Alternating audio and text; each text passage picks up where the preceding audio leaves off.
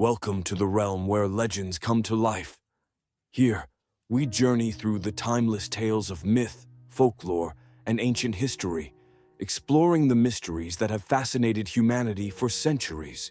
From the heroic sagas of legendary warriors to the eerie whispers of forgotten spirits, every story is a portal to a world beyond the ordinary.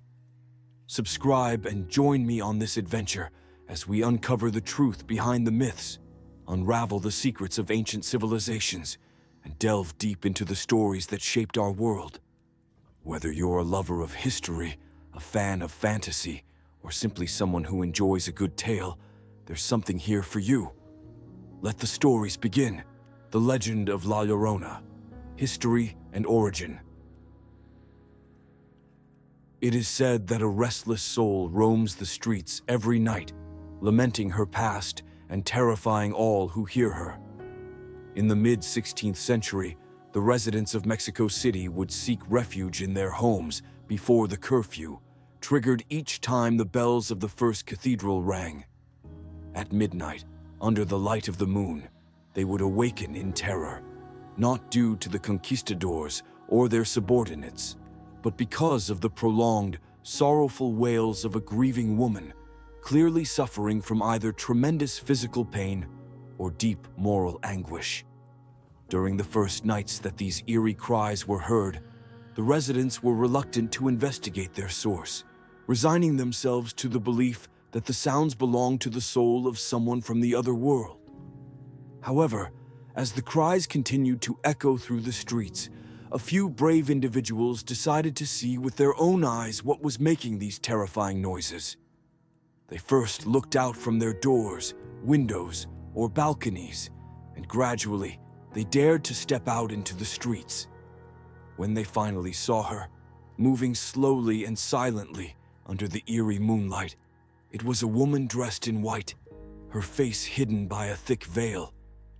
She walked through many of the city's streets, each night taking different routes, but always passing through what is now the Zocalo, the main square of the capital. There she would stop, kneel down, and release her loudest, most heart-wrenching wail in the direction of the east. After that anguished cry, she would continue her slow, deliberate walk towards the same direction until she reached the shores of the lake that at that time extended into some towns. There, she would disappear into the waters as if she were a shadow. The legend goes that in the late hours of the night, the solitude and silence of the streets, along with her white attire, the wind, her slow pace, and above all her piercing wail, created a terrifying combination that scared anyone who saw or heard her. Not even the brave conquistadors could stand in her presence. They would freeze as if turned to stone, mute, cold, and pale. The bravest among them would try to follow her from a distance when the moonlight allowed, but they would only see her vanish into the lake, as if she lived in the water, unable to discover who she was or where she was going. Thus, she was named La Llorona. The story of La Llorona began to be told from Aztec mythology. In fact, one version claims that she is Chihuahuacoatl, the Aztec protector of the people.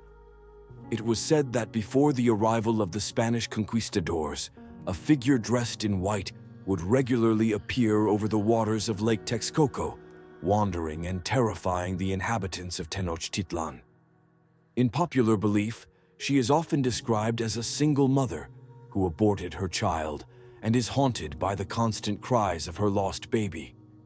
This punishment is so severe that it forces her to wander from town to town, unable to find rest, crying, shouting, and searching for her deceased child in an attempt to calm her eternal curse.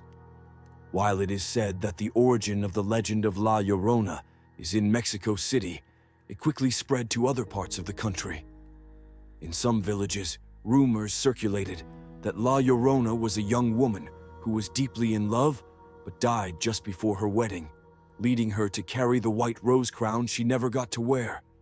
In other neighborhoods, she is believed to be a woman mourning her orphaned children. Some even dare to assert that she is a mother, who drowned one of her children and now roams at night, searching for him in ravines, lakes, or streams, releasing prolonged and sharp cries. Another description of her depicts a tall woman with a hideous figure, disheveled hair, a long white dress, and a cadaverous face, holding a dead child in her thin, long arms. She cries every night, sowing terror in fields, villages, and even cities with her haunting wails.